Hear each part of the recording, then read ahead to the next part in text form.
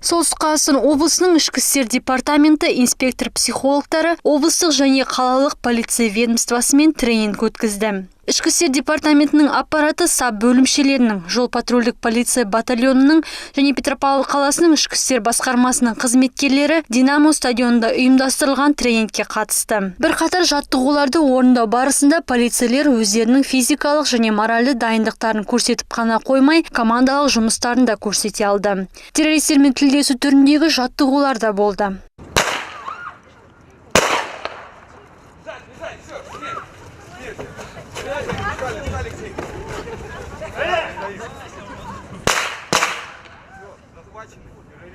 Офицер-психологтардың айтуынша сауатты тілдесе білу нағыз өнер. Бұл кепілге алынған адамдардың өмірін сақтап қалудың бірден бір амалы болып табылады. Тәжірибе барысында полицейлер кризистік жағдайда қолдану керек амалдарын шыңдай алды.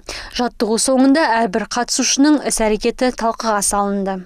Бүгін ішкі істер департаментінің инспектор-психологтері полиция қызметкерлерін төтенше жағдайларға дайындайды.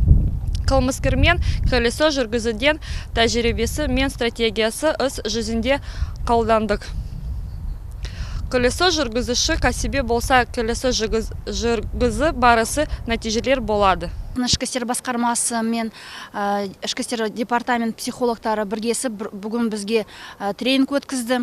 Осындай тренингтер өте қажетті деп ойлаймын. Өткені ұжымның ішінде татулшылық және түсінушілік туғызады деп ойлаймын.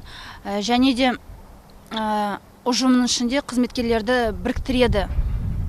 Мұндай тренингтерден басқа инспектор-психологтар оқу-жаттығу полигондарында арнайы жаттығулар өткізіп тұрады. Аталмыш жұмыс жыл бойына жалғасын таппақ.